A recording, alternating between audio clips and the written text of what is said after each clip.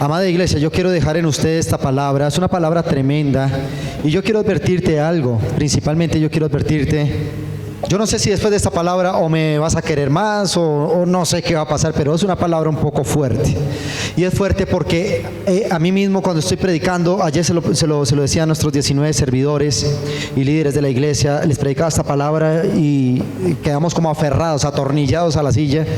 Nosotros diciendo, wow, qué tremendo, qué responsabilidad tenemos nosotros de formar generaciones. Y todo tiene que ver con el sacerdocio. Diga conmigo, sacerdocio. ¿Cuántos hemos escuchado esta palabra sacerdocio? O la palabra sacerdote, levante su mano. Creo que todos la hemos escuchado. Y creo que asimismo la palabra sacerdote o sacerdocio la tenemos muy divergizada.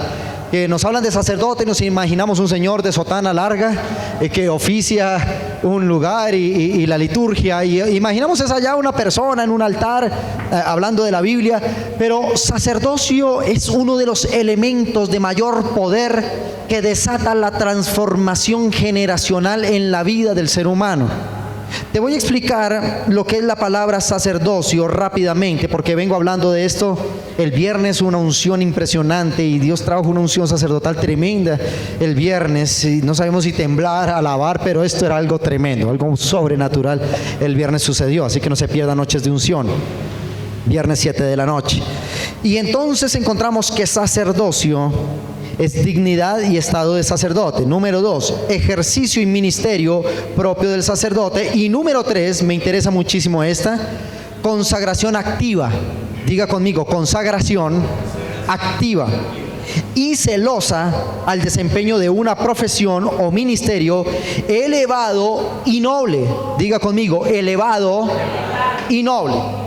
Cuando se habla de la palabra sacerdocio, la Biblia viene en una de sus partes, menciona que Él nos constituyó reyes y sacerdotes. Cuando hablamos de rey o de reino, de unción de reino, hablamos de los que estamos en eminencia por medio de la unción en el Espíritu para gobernar las naciones.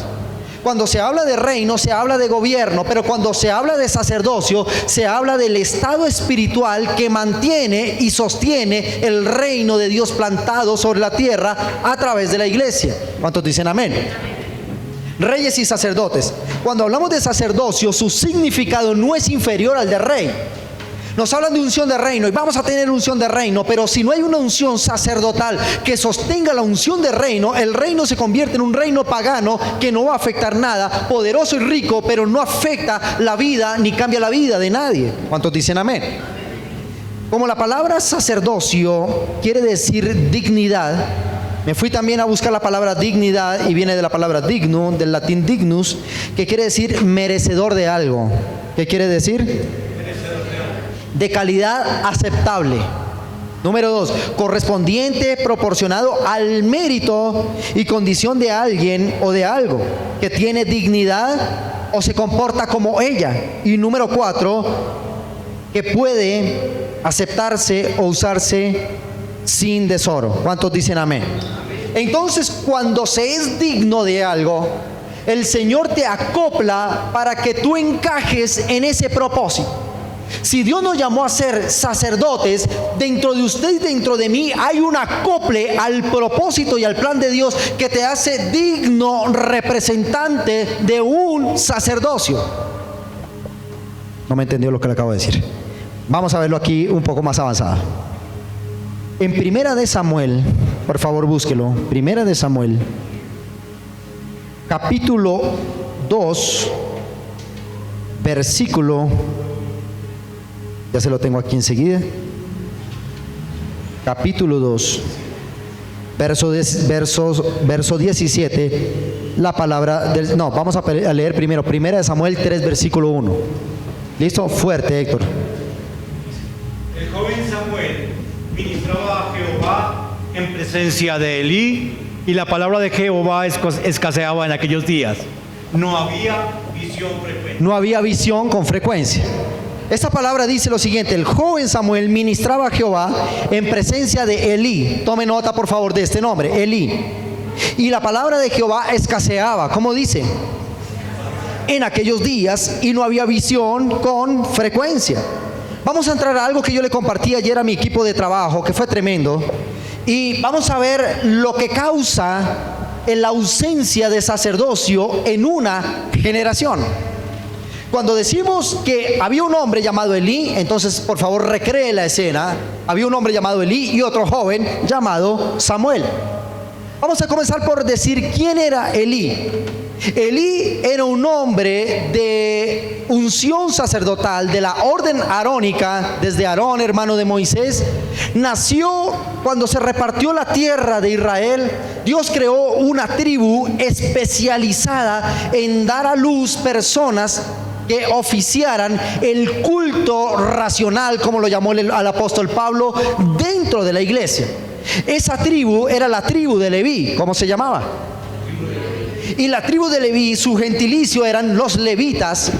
Por tal razón, los levitas eran los únicos que tenían el derecho, la autoridad y la razón del Espíritu para tomar en sus manos las cosas sagradas del templo, manipular las cosas sagradas del templo, oficiar los sacrificios, derramar la sangre sobre el altar y quemar las grosuras del sacrificio, razón por la cual ese humo subía como ofrenda delante de Dios. Y había algo, un proceso que se llamaba la expiación, que era el perdón de los pecados de todos los hijos de Israel a través de las manos del sumo sacerdote. ¿Cuántos dicen amén? Entonces ya tenemos un dato. Cuando nos habla que había un hombre llamado Elí, encontramos que este hombre Elí era de la orden sacerdotal de los levitas. Elí, de los levitas, de la tribu de Leví. Y era un hombre con autoridad. Diga conmigo, un hombre con autoridad. Pasado a nuestros tiempos, ¿quién podría ser Elí? El pastor titular o el pastor presidente de una denominación. Era el hombre de la visión, era el hombre que Dios lo había llamado a guiar al pueblo, a llevarlo al perdón, al arrepentimiento. Por tal motivo tenía una investidura sacerdotal. ¿Cuántos dicen amén?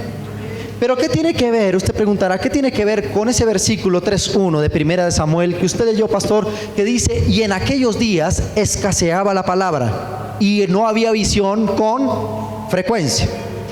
Yo quiero que me ayude a leer, por favor, Primera de Samuel, capítulo 2, versículo 17. Por favor, ayúdeme allí. Era pues muy grande delante de Jehová el pecado de los jóvenes, porque los hombres menospreciaban las ofrendas de Jehová. Léelo de nuevo y fuerte, por favor. Era pues muy grande delante de Jehová el pecado de los jóvenes, porque los hombres menospreciaban las ofrendas de Jehová. Dice que era muy, ¿qué? Muy grande. Diga conmigo, muy grande. El pecado de los hijos de un hombre llamado Elí. ¿Quién era Elí? Ya lo aprendimos. Diga conmigo, sumo sacerdote. Y tenía dos hijos, Ofni y Finés. Esta era una familia pastoral, era una familia sacerdotal. Él y sus hijos estaban ahí para manipulación de la buena, una manipulación de los elementos consagrados al reino y al oficio del sacrificio. Eran los únicos que lo podían hacer. Pero hay algo que dice que ellos, era gravísimo lo que hacían, puesto que tenían un desprecio por el sacrificio y por la ofrenda. Analicemos algo. ¿Qué es la palabra ofrenda? La palabra ofrenda quiere decir altar. Diga conmigo, altar. Y el altar es donde se ejerce el ministerio. ¿Y dónde está ubicado el altar? En el templo. ¿Y qué es el templo? El lugar de la morada de Dios. ¿Entendimos esto? Ofrenda se ofrece en el altar y el altar queda en el templo, lugar donde se ofrece sacrificio, y hay por orden sacerdotal un hombre elegido para guiar esa orden sacerdotal y traer la presencia de Dios hacia el pueblo. Pero resulta que los hijos de Elí estaban haciendo algo que era grave. ¿Cómo era? Ya conmigo, muy grave delante de la presencia de Dios. Y te voy a explicar qué es. Esta familia alguna vez perdió la unción sacerdotal, y entonces eso desencadenó sobre el pueblo una falta de sacerdocio total sobre el pueblo. ¿Cuántos dicen amén? Primera de Samuel 2:30, por favor léalo. Primera de Samuel 2:30. ¿Qué dice la palabra del Señor? Por tanto, Jehová, el Dios de Israel, dice: yo había dicho que tu casa y la casa de tu padre andarían delante de mí perpetuamente. Mas ahora ha dicho Jehová: nunca yo tal haga, porque yo honraré a los que me honran, y los que me desprecian serán tenidos en poco. Léelo de nuevo, Héctor, por favor.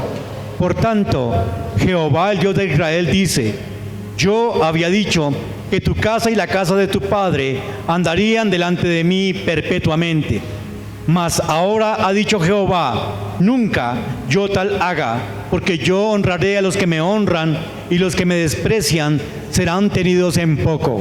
Antes de explicarle esto, déjeme decirle algo bien importante. Era el pastor porque estuvo allá con políticos y los grandes pastores. El asunto no es haber estado con una persona de influencia en la ciudad, sino la responsabilidad que tenemos como iglesia para ejercer un buen sacerdocio. Hace poco escuché una noticia, y aquí entro en la parte de riesgo, para que no me vayas a tomar bronca por lo que te voy a decir, porque como pastor no tendría sentido yo estar aquí predicando la palabra si no voy a identificar las cosas que han deteriorado el sacerdocio en una generación. Hace poco escuché una noticia, y Colombia hoy por hoy ocupa, posiciones de privilegio en el mundo, no solo en su economía, en su inversión extranjera, en tecnología. Hemos crecido como nación y eso nos pone feliz. Pero hace poco se ganó un primer y deshonroso lugar, y yo quiero que me entienda bien lo que voy a decir, junto a México, como el país que más madres solteras tiene, y tiene ausencia de un padre que guíe el hogar. Yo quiero felicitar a las mujeres que honrosamente solas han tenido que levantar su hogar, porque si no lo hizo un sacerdote, porque si el sacerdote perdió su investidura, alguien lo tiene que hacer. Las mujeres tienen algo particular, y es que tienen la capacidad de avivar lo que el hombre no pudo avivar. ¿Con cuántas de esas estoy aquí? Entonces, nos preguntábamos, ¿por qué este país tiene ese lugar, de los primeros lugares, en madres solteras y hogares con ausencia de un hombre, de un sacerdote? Porque en este país, desde que nos colonizaron o nos descubrieron, comillas, nunca nos enseñaron a adorar a un padre, sino a una madre a través de una virgen. En este país se encomienda más a una virgen que a un padre, y eso causó en las esferas espirituales la castración de la unción sacerdotal, y eso cayó sobre la nación y sus generaciones. ¿Cuántos dicen amén? Amén. Diga conmigo: cuando hay ausencia de paternalismo o de sacerdocio, se coloca en riesgo las próximas generaciones. Pastor, usted se está metiendo en un tema porque a mí me pasó o te está pasando. Precisamente de eso me quiero referir. Identificar a tiempo aquellos asuntos que han roto tu generación y que han colocado fisuras en el propósito en esta generación, para que tu próxima generación no pase lo que tú y yo pasamos. ¿Quién era Elí? Un sacerdote. Pero nunca se tomó la tarea de identificar las fisuras que había en Israel por falta de sacerdocio. Aquí vamos entrando en un tema. Recuerda que leíamos el capítulo 3, versículo 1 de Primera de Samuel, y dice: y el joven Samuel ministraba en presencia ¿de quién? De Dios. Y la palabra escaseaba y no había visión con frecuencia. Cuando hablamos de visión y cuando hablamos de la palabra visión en el Antiguo Testamento, hablamos de unción profética. Diga conmigo: unción profética.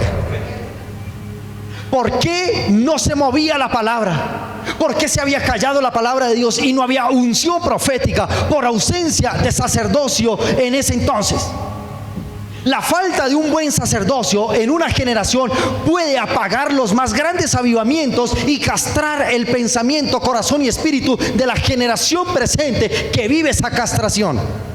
¿Cuántos dicen amén?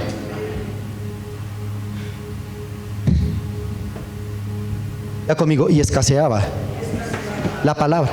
pero te quiero resumir porque tengo pocos minutos. Dice que había un ¿qué? Un sacerdote. ¿Cómo se llama ese sacerdote? Y si había un sacerdote, había un altar. Y si había un altar, había una iglesia. Pero dice que escaseaba la palabra. Pero ¿cómo así, pastor, que va a escasear la palabra? Si había un sacerdote, había iglesia, había ofrenda, había coros, había canto, había instrumentos. ¿Cómo así que Dios no se movía?